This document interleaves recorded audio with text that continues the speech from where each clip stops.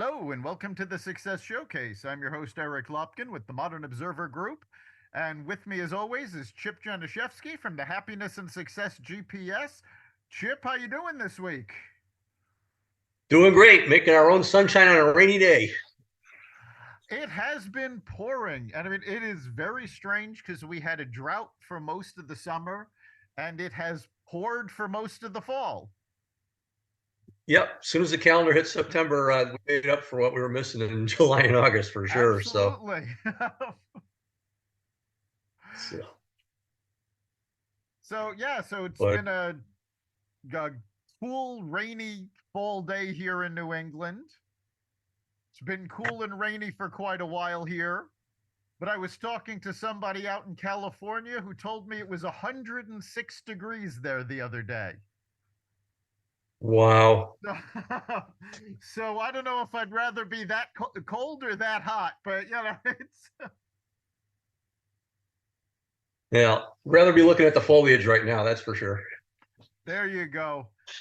And of course, just no matter what the weather, your time is what you make of it. And I know you spent the weekend playing with the grandkids. Yep, and basically, I think I might have just got my stamina back from that. No, it was just so much fun. You know, the oldest one will be 3 in early December, and the youngest one 6 months old, and he just started eating solid foods. And of course, the magic of if you parents out there check out this app called Tiny Beans. Basically, you sign up for it, and it's a calendar app where you can post pictures of your little kitties on there, share with grandma and grandpa and everybody else, pictures and videos. But his first video, as far as eating solid foods, they set it up, and mom was putting the spoon towards her. And as soon as he got to the mouth, little Cora in the background is going, yummy, yummy, yummy, yummy, yummy. So you And of can't course, beat that kind of stuff. and of course, the It's best part about grandkids is that when you get too tired or they get too rambunctious, you get to get them back to their parents. this is true, but it's just so much fun, spending time with them. So Saturday, wonderful. All right. So, we've talked a lot about networking on this podcast, but today we're going to talk about a specific type of networking, which is referral networking. Every business person has heard, the best way to get a customer is word of mouth, recommendations. But how do you actually get these recommendations? How do you get the referrals? That's what we're going to be talking about today. Yeah, there's a lot of different ways to do that. But the most important thing, and the mistake most people make as far as going to networking meetings, is number one, they think it's a sales meeting and people are there to buy their products and services, which is not true because people only do that when they need or want something. Um, but number two, they just go, and when it's their turn to talk, they talk. They don't do any preparation for their commercials and that kind of thing.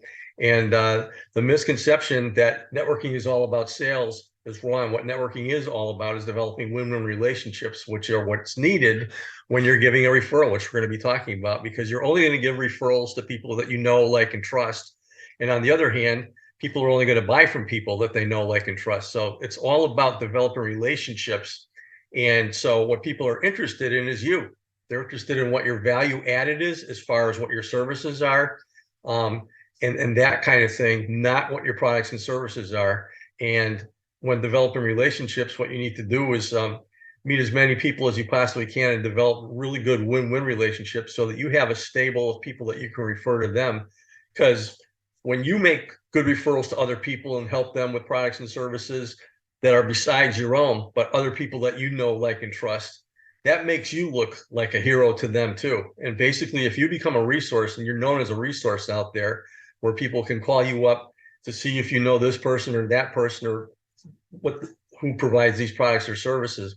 That's really what this is all about. So what you folks have to do out there to go out networking is do your homework. So that's something I think we will talk about in detail. Absolutely. And it's not just doing your homework about what your commercial is and what you can offer.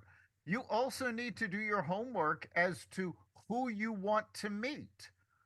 most people go to networking events and they use a shotgun approach. They just hope they can connect with somebody who might be able to refer them onward. But whatever you do, there are complementary occupations that they can become regular referral sources. And it depends. As a business coach, I work with a lot of accountants. Why? Accountants know where the pain in their clients are. So I'm not trying to sell myself to an accountant or get the accountant to hire me. I want to build a relationship with that accountant so that when their clients run into trouble, they go, I've got somebody you can talk to. And you really need to know who is in regular contact with the folks that you want to make your clients. And it's not always the people you expect. I know a lot of realtors, and most of them, they're looking at moving companies, they're looking at, mortgage lenders, things like that. But a couple of really smart ones were looking to connect with divorce attorneys. Because when couples get divorced, most of the time they agree to sell the house and split the money. And then they each need to buy another house. Well, for a realtor, that's a really good referral. So you need to know who it is you want to meet and who these complementary occupations are, not that just can refer to you, but that you can refer to them on a regular basis as well. Yeah, I mean, in B&I, which we're both very familiar with, what they do is they call it looking for your contact sphere. And for a big part of your homework, exactly as Eric said, is you need to write down on paper people who know the types of clients that you are looking for. And they service the same thing. So realtors, yes, they need to know mortgage brokers and insurance agents and landscapers and all those people because they're all serving the personal market. Financial planners, I mean, we see 5 or 6 of them at every single networking meeting. And then most of them just say, hey, if you need a financial plan, come see me. Or if you know anybody. And they're selling one-to-one. How about talking in front of an audience and educating them on financial literacy? Outside the box thinking. See if you can go talk at a school of parents and kids to talk about financial literacy, or go to a nursing home and that kind of thing and talk with parents and grandparents that are in there. The outside the box thinking, especially for those who are just person to person, is so important. And if you just identify those things and then go to networking meetings and ask specifically for those people that you need to meet in your commercials, not people who are your potential customers, that is a huge part of it. The bottom line is the more that you put into this, the better off you're going to be. And speaking of networking meetings, obviously there's things like chambers of commerce and B&I and organizations and associations. And these days, especially since COVID hit and nobody was able to go out again, a lot of people started forming their own networking groups, just inviting people together, developing strategic alliances with people who serve the same clients but do different things. And what you're actually doing is building a referral base of people that like, and trust, almost representing them as a separate business that way. So there's a whole lot of ways to do it. But again, you have to be prepared to do that. And to get that, you have to really do your homework and then just go out and make it happen.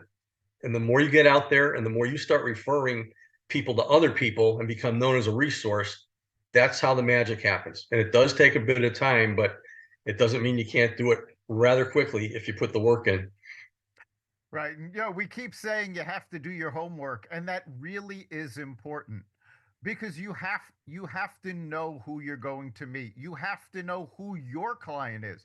I am still to this day amazed at how many people, when you ask them, well, who's your ideal customer? Well, anybody. No, anybody is not your ideal customer.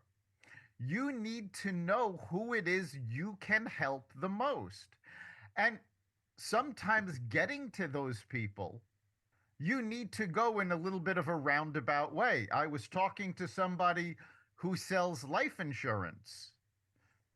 And now, usually, you're for life insurance, you're looking at young, healthy people. That's your ideal target.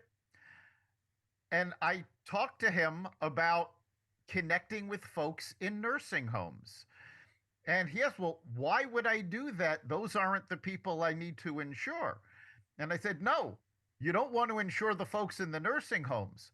But it is very common for grandparents to buy insurance policies for their grandkids.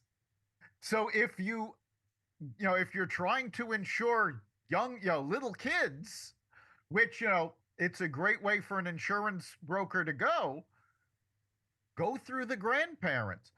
You need to research this. And I can't stress that enough because you need to know who it is you're trying to reach and how best to reach them. And it's not always obvious. It does require research. And I always tell people, start with who your customer is. Know that customer backwards and forwards. We actually talk to people about using what's called a customer avatar, which is where you create your ideal customer down to name, gender. You actually create a character that represents who your perfect customer is. And then, of course, you can vary that based on product, you can vary it based on service, but you need to know who you're trying to reach. And once you do that, know who can help you reach them. And referral sources are so important because would you rather connect with someone who's going to bring you one customer or somebody that could potentially bring you 20, 30 customers over the course of a relationship? Yeah, and obviously there are a whole lot of tools out there for you to research where these people are right now. For instance, if you are in a chamber of commerce and you know who your best customers are, let's take that realtor and they're looking for other people to network with, mortgage brokers and bankers and all these other people. Go in there and look them up by name, the people that you're looking to meet. One of the nice things about chambers of commerce and other organizations and associations is if you go in there and you identify people that you want to meet, you can get on the phone and call the president and CEO of your chamber or the executive director or somebody in there and say, hey, look, I'm looking for a connection here or I'm looking for a connection there. And just by your membership there, that's where you can ask for a connection that way. You can do the same thing going to a networking meeting, saying, I went online, I took a look at this particular divorce lawyer that I'm looking to meet. I'm a realtor and I'd like to meet divorce attorneys. Does anybody know this person? If you do, I would love a personal introduction to that. And just by asking for that specifically, instead of the anybody or anything that you were talking about, people will start thinking more specifically. They're going to say, well, I don't know that divorce attorney, but I do know this one. How about that one? And that's the way the whole thing works. The more specific you are, it's human nature, the more specific you are to be more specific about trying to help you. That's just the way things work. Exactly. And again, as part of the homework, you need to know who you can reach out to get to your ideal customer. And something else you can do is LinkedIn. If you have a customer that's already a good customer and they're on LinkedIn, go check out their profile, see the occupations that they're connected to. Then if you have another customer, take a look at those connections and see what the commonalities are. Where are these folks connecting? Who are important connections for them? Then you can go look for those connections. It can help you to build better rapport with existing clients, but also because your target are all looking to connect with these people, by connecting with them ahead of time, they can refer you to new clients. So it's about Yeah, learning how everybody operates and what they're trying to find. yeah, LinkedIn. I mean, I don't use social as much as I probably should. However, LinkedIn is a real good one because if the key there is setting up a proper profile, Yep. because basically you put down what your experience has been, You put down where your areas of expertise are.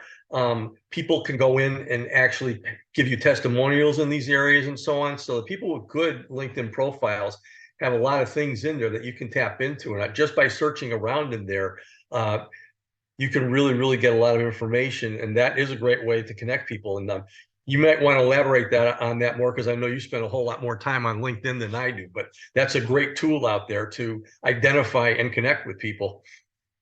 Yeah, as a tool as a whole, it really is great. But I'm talking specifically about using it to do your homework to network. And that's about searching for the people you want to meet and learning who they're connected to. So that helps you define who you need to be connected to. And of course, if you know your existing clients are looking to connect with specific occupations, as you're connecting with those occupations to build your target, to reach your target audience, introduce them to your existing clients, refer them. This way you're building credibility with your clients and you're building credibility with a potential referral source. And that's really what we're talking about today is, how do you build referral networks?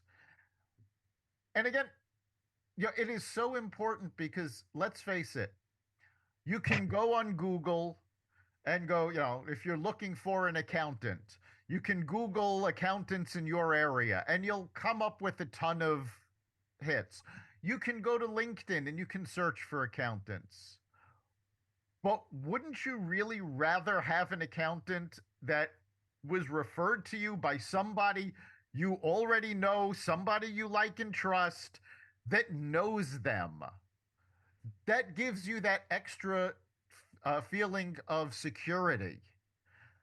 And that's what you're looking for. You want people to be referred to you, that when you come through the door, you've already been referred to them by somebody they trust. And you already have that extra feeling of security with them. So it's less of a sales process and more of, well, how can I help you?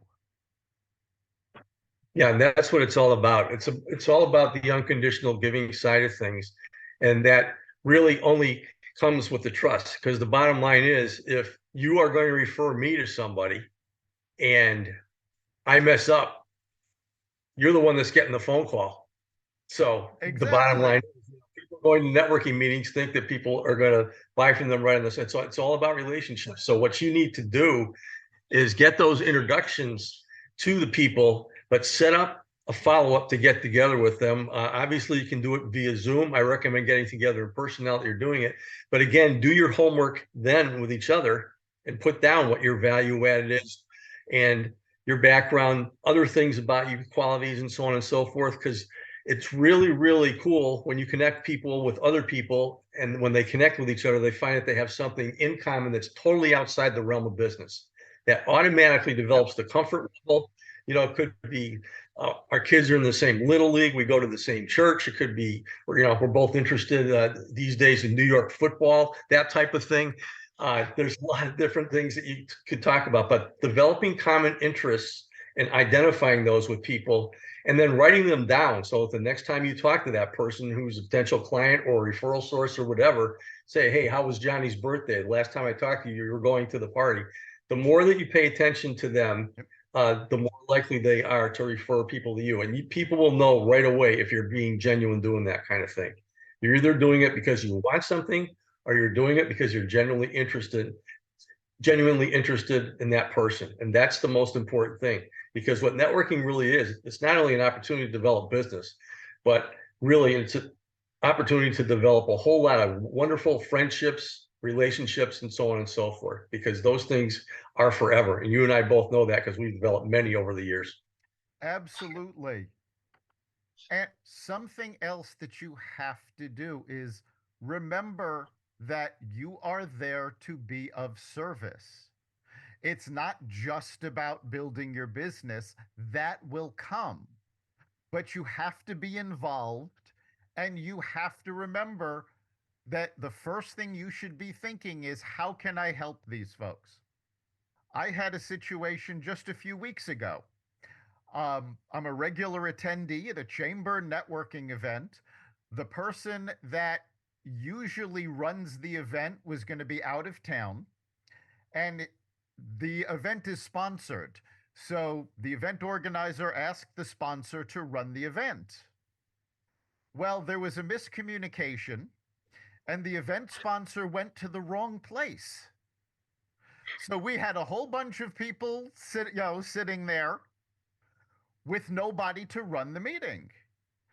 So I've run networking events for, well over a decade. So I just went, all right, well, we have to get started. So let's go. And I just got up and ran the meeting. Well, word got back to the folks at the chamber who weren't there. People loved the way I did it. The chamber was starting a new networking event, and I got a phone call, and they said, well, we're looking to do something a little different. And quite frankly, we've got a list of one person we want to run it, and that's you. So now, because I stepped up and helped out when nobody asked, nobody expected me to, now I'm running an event for them, and that makes me the trusted advisor. So now anybody that comes to that event, I already have built-in credibility with them. So when I'm looking for people, when I'm referring people, that gives me the leg up. And you can do the same thing just by being involved. Don't think, well, I'm here to build my business, and someone else is running the meeting, or this is someone else's problem. If you can help out, do so. Get up, speak, work with folks, make those connections, and be of service. That gives you that leg up, that feeling of trust. And when people trust you, the rest follows. Yeah, absolutely. And that's why, you talked about being there basically to serve.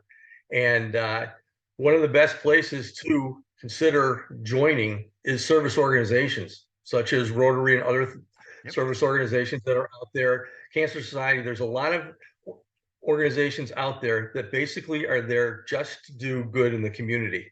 And by doing that, you automatically have a network of people who are there for a common cause. And there may be some people in there that may be good referral sources for you, or they may know people and so on and so forth. So those are great ways to do things. And what you're doing is you're outside yourself, serving other people, serving great causes, and so on and so forth. And you have that commonality. So that credibility and that trust is already there just because you're part of the same organization that's doing things. So that's one of the best things that you can possibly do is just get involved in giving back. And once you're known as that, I always talk about nonprofits. They're the one exception as far as going to a networking meeting and asking for referrals.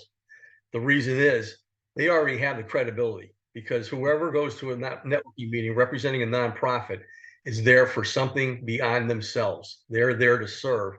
And that's the most important thing. And if you are actually a business person who's a mortgage broker, a realtor doing this and that, whatever, but you are involved with a nonprofit and you include something that you're doing there into your commercial asking for help, that's instant credibility because, again, you're going beyond yourself to do something good and you automatically have that trust building just because people know that you're out there to serve.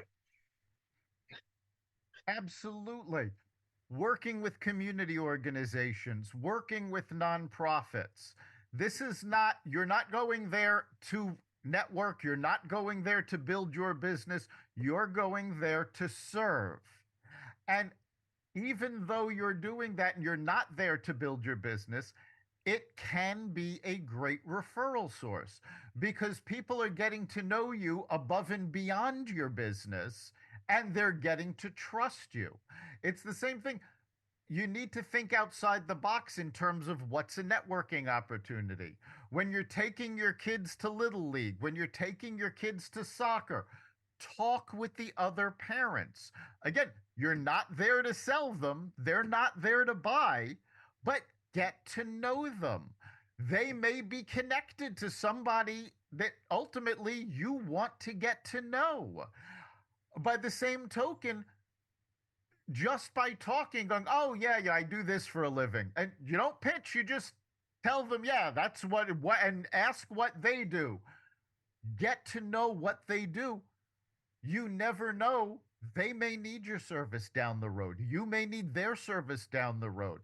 Getting to know people all over. It's not just sales. In fact, sales is only the very last part of networking, even referral networking. So you need to build those relationships wherever you go.